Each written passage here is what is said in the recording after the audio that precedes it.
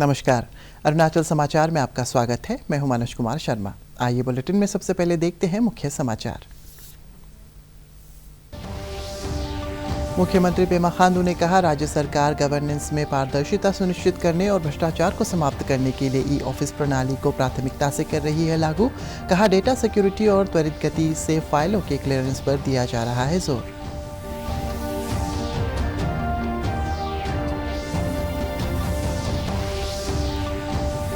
चौदह जून को मनाई जाने वाली मंगोलियाई बुद्ध पूर्णिमा के उपलक्ष्य में भगवान बुद्ध के 4 पवित्र अवशेषों को लेकर केंद्रीय कानून मंत्री किरण रिजिजू के नेतृत्व में 25 सदस्यीय प्रतिनिधिमंडल मंगोलिया के लिए रवाना। ये पवित्र अवशेष गंदन मठ के परिसर में स्थित बदसगांव मंदिर में किए जाएंगे प्रदर्शित।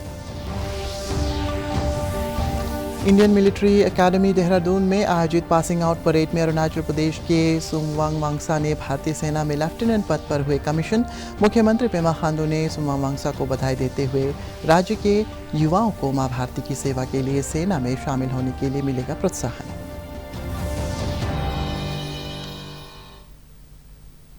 मुख्यमंत्री पेमा खांडू ने कहा है कि राज्य सरकार गवर्नेंस पारदर्शिता सुनिश्चित करने और भ्रष्टाचार को समाप्त करने के लिए ई ऑफिस व्यवस्था को प्राथमिकता से लागू कर रही है।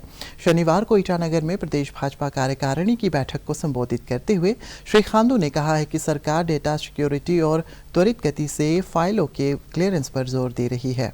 उन्होंने कहा है कि पीएम मोदी की डिजिटल इंडिया मिशन के लक्ष्यों को हासिल करने के लिए राज्य सरकार ने ई फाइल सिस्टम और सरकारी सेवाओं में भर्ती में भ्रष्टाचार पर अंकुश लगाने के लिए Arunachal Pradesh staff selection board के गठन सहित कई महत्वपूर्ण कदम उठाए हैं।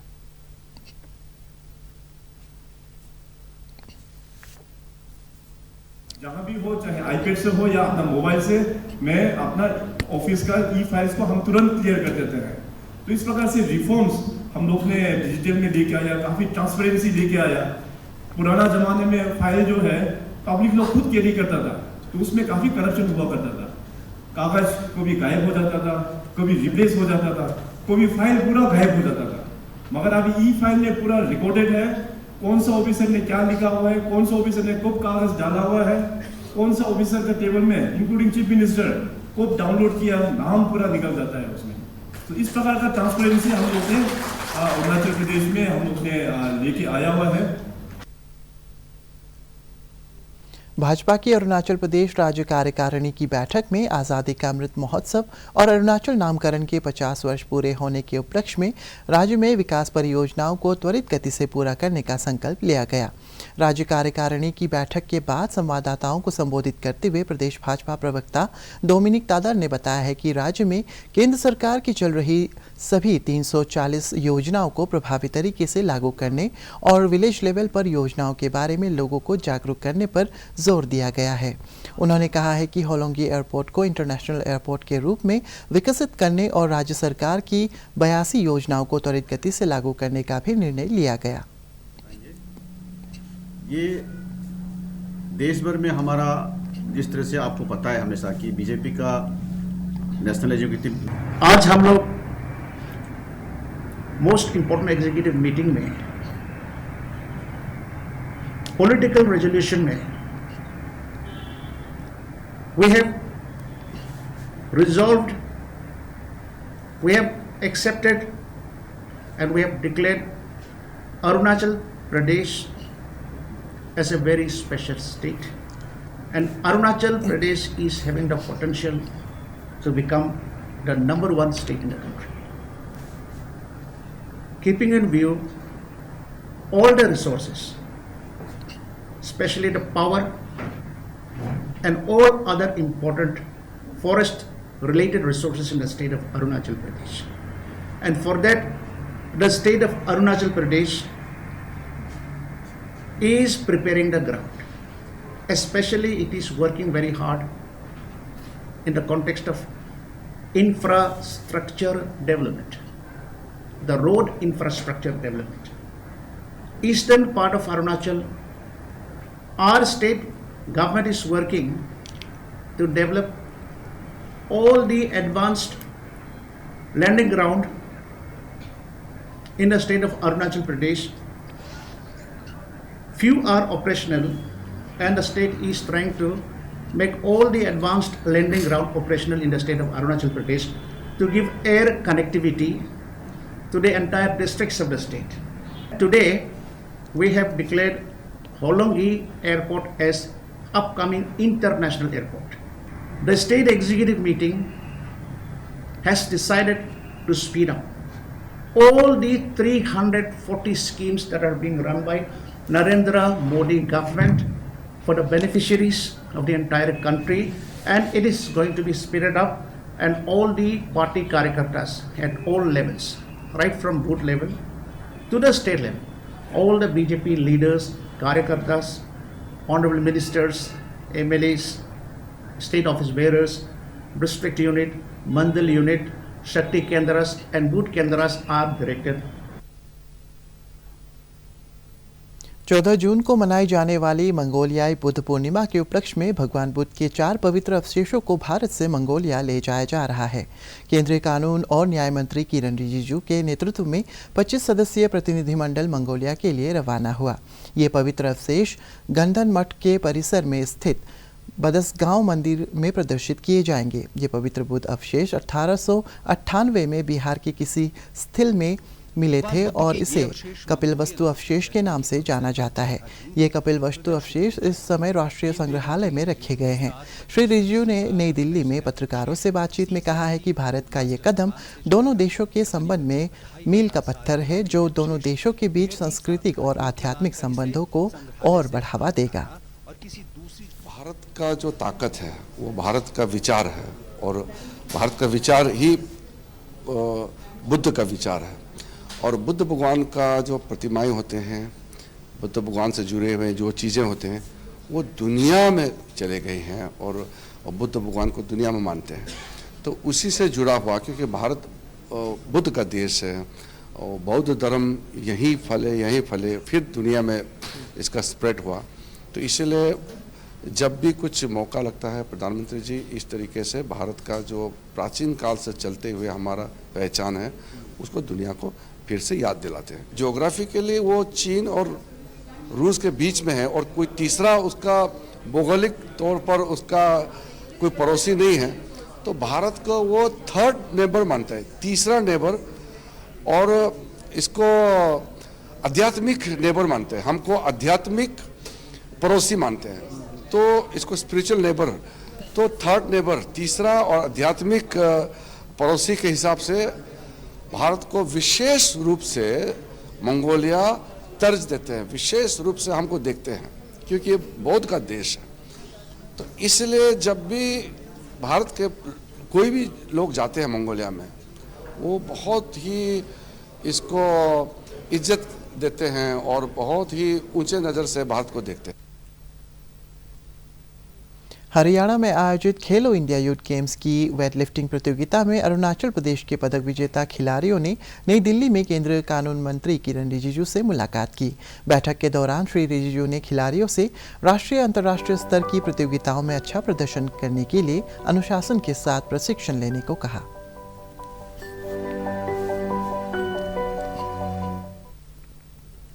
राज्य के मुख्य सचिव डॉक्टर शरद चौहान ने कहा है कि आज़ादी का अमृत महोत्सव के तहत अंतर्राष्ट्रीय योग दिवस कार्यक्रम के लिए भारत सरकार ने देश भर के 75 स्थानों का चयन किया है, जिसमें नामसाई शामिल है।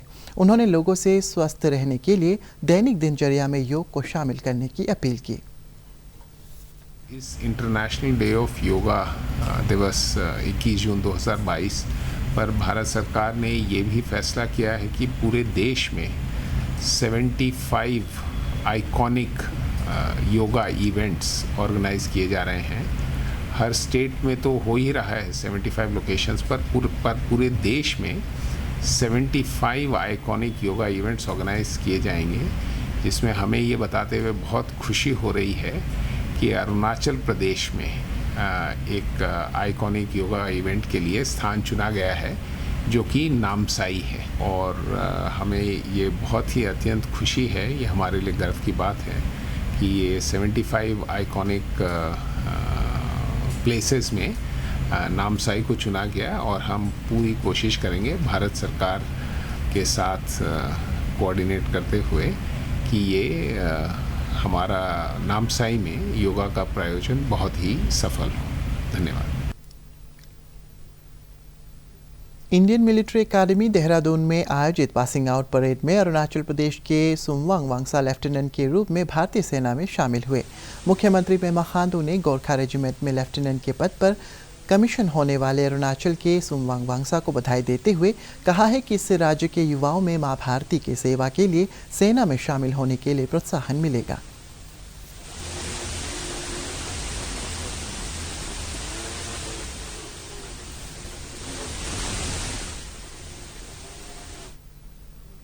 अरुणाचल विकास परिषद राज्य में शिक्षा के साथ साथ स्वास्थ्य के क्षेत्र में भी योगदान दे रहा है।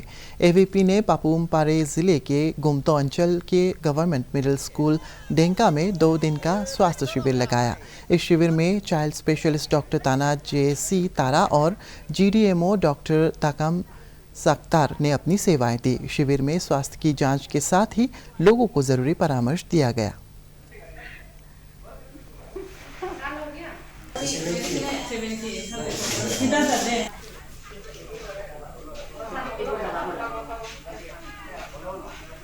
फ्री हेल्थ कैंप आज हम लोग कंडक्ट किया है बुगली डेंका में, जहां आज हमें बहुत सक्सेसफुल से हुआ, बहुत पेशेंट को बेनिफिट हुआ।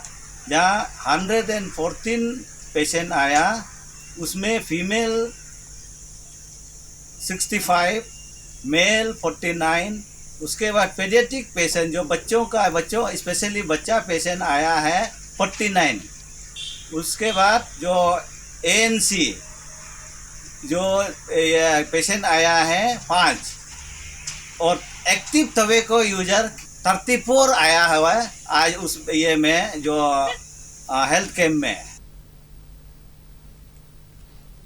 ओजू कल्याण संगठन द्वारा Arunachal voluntary blood donor organization, TRIHMS Naharlagun के ब्लड बैंक और इंडियन रेड क्रॉस सोसाइटी की स्टेट ब्रांच के सहयोग से आयोजित रक्तदान शिविर में 18 यूनिट रक्त एकत्र किया गया। नाहरलगन में लगाए गए रक्तदान शिविर में Arunachal voluntary blood donor organization के अध्यक्ष रमेश JK ने बताया कि अरुणाचल प्रदेश में प्रतिवर्ष करीब 15,000 यूनिट रक्त की ज़रूरत पड़ती है, जबकि 5,000 यूनिट ही हर साल एकत्र हो पाता है। ओजू कल्याण संगठन के अध्यक्ष रतन आनिया ने लोगों से बहुमूल्य मानव जीवन की रक्षा के लिए नियमित अंतराल पर रक्तदान की अपील की। मेरा 3rd टाइम एक्सपीरियंस था ब्लड डोनेशन का, और जैसे हिंदी में कहते हैं कि रक्तदान महादान है, तो इससे ज़्यादा आप कुछ नहीं दे सकते किसी को डोनेशन में। एंड कोई लोगों के बहुत सारा मिथ है इसके बारे में कि वीकनेस हो जाता है, तबीयत ख़राब हो जाता है, but in fact blood donation is healthy. अगर आप ब्लड देते हैं तो आपका पुराना नया ब्लड बनता है, प्योर ब्लड बनता है, आपका बॉडी में और सारे बेनिफिट्स होते हैं। इसलिए मैं सबसे यही अपील करूँगा कि जब भी आपको मौका मिले, बिना चिंता के, बिना इन सब मिथ को फॉलो किए, आप ज़रूर डोनेट करें। और हम ये मैसेज देना चाहता है लोगों को कि आप एक इंसान का ज़िंदगी बचा सकते हैं, और वो है रक्तदान द्वारा। और हम लोगों के बीच में जागरूकता लाना चाहता है कि आइए हम सब क्यों ना मिल के लोगों की ज़िंदगी बचाएं। और ज़िंदगी बचाने के लिए बस एक ही तरीका है, रक्तदान देना। और रक्तदान देने के लोगों को एक मिसकंसेप्शन है कि हमारे बदन में ब्लड कम, ऐसा कोई बात नहीं है। हम जितने ब्लड देंगे हमारे लिए अच्छा होता है। ब्लड खुद ब खुद नेचुरल वे में जनरेट हो जाएंगे, रीजनरेट, एंड हम बहुत सारा बीमारियों से दूर रह सकते हैं। Thank you. ईस्ट सियांग जिले के Bosi Dodum model cluster level federation मबो द्वारा अनाथ बच्चों की देखभाल और कैंसर रोगियों की सहायता के लिए डोनेशन ड्राइव चलाया गया। केटो ऑर्गेनाइजेशन द्वारा VLCC Femina miss India 2022 miss Tengam Celin Koyu के समर्थन में बड़ी संख्या में स्थानीय लोगों और स्व सहायता समूहों ने हिस्सा लिया।